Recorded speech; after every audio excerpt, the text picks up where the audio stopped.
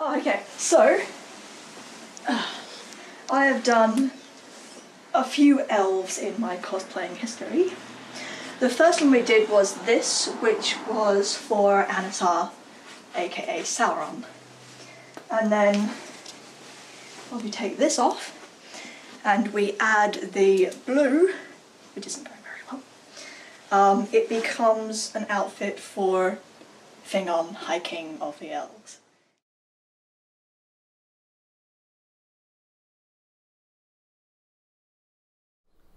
Well, this is Quinn. Introduce yourself. This is Jodie. Yeah. We're twins. I'm older by 4 minutes. And she holds it like it's 4 years. It's important. How would you describe Supernova?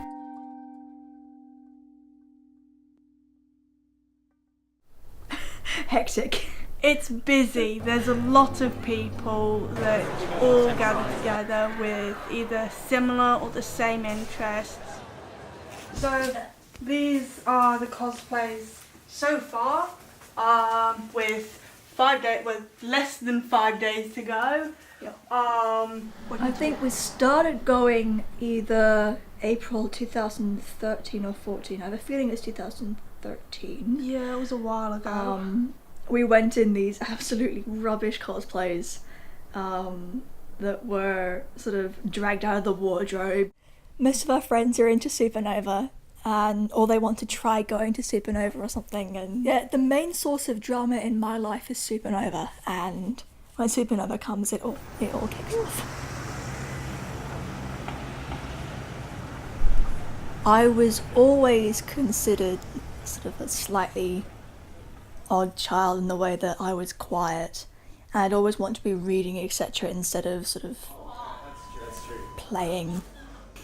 I think the only time it really became a problem was my late teenage years, where I had these mild OCD tendencies.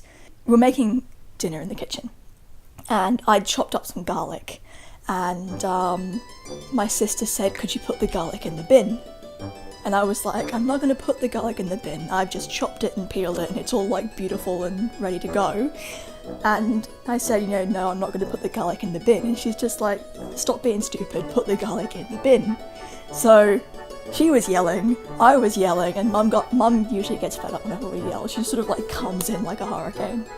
And we did have this massive fight, but then eventually we worked out the problem was Jodie was meaning put the garlic peel in the bin. Long story short, I went to a therapist to try and find out if I had Asperger's. She said, "I've thought over your case, and yes, I do think you have high-functioning Asperger's." Which was a relief for me and my family.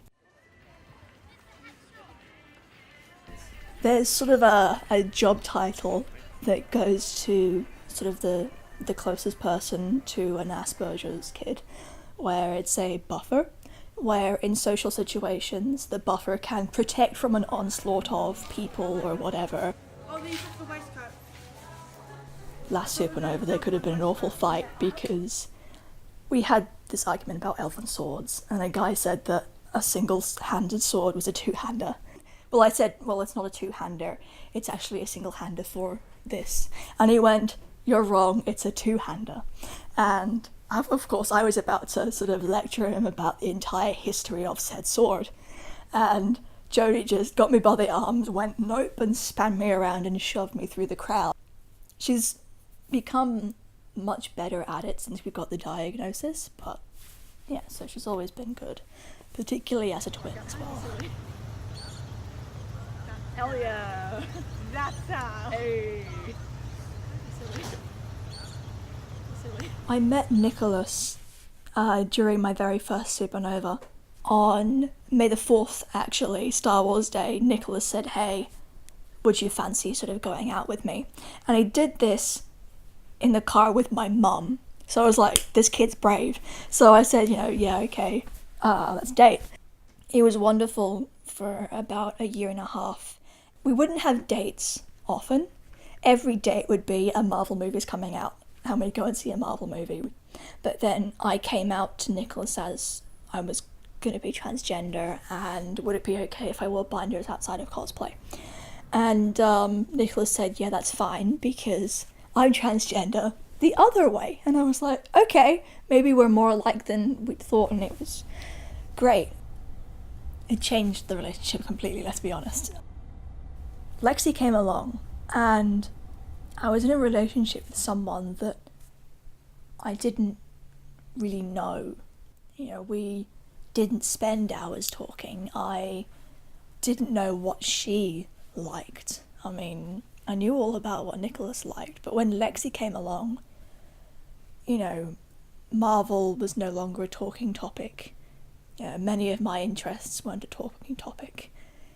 And so, yeah, we broke up, and she said it was mutual.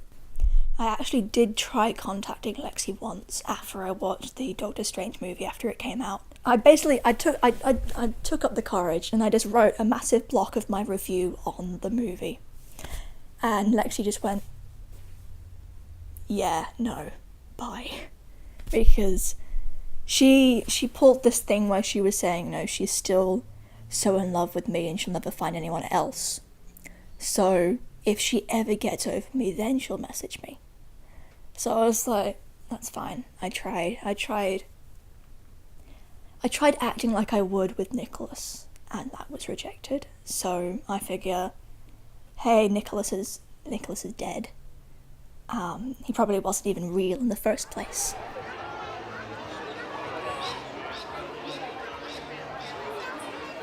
If there is going to be a supernova that Lexi's at, it's gonna be this weekend. That's so so cool. Is he coming? Oh, it's American. Yeah. In the olden days, these used to be quills, and they used to write. I didn't put the snip in, so it can't actually be used until I put the snip in. But What's a snip? so in order for the ink to flow, you need a slit Oh, the at little the metal point. tip. Yeah. Thanks. Have fun. Thanks. Life's enough, I guess.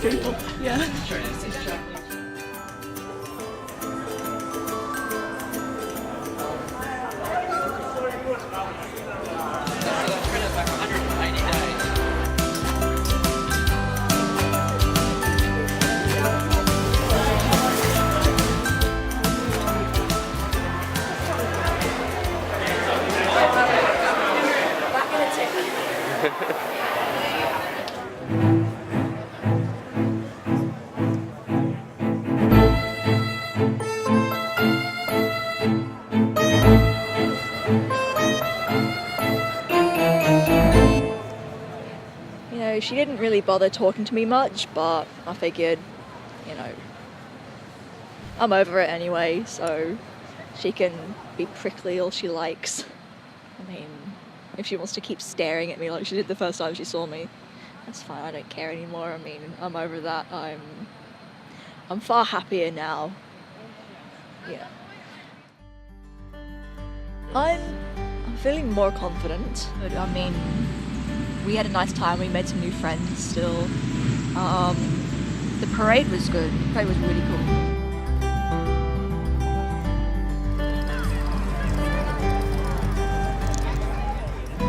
I didn't get any high fives, didn't really want any high fives, but Jodie and Alice had a good time with high fives. But spent lots of money again, which I would say was accidental, but I'm not sad about that.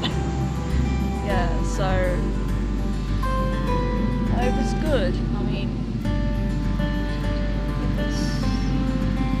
it was well worth it. I mean, it was more of a pottering day because we wasted all of our energy the previous days. So now it's sort of nice just sitting out here, and then we're gonna catch the tram eventually, go home.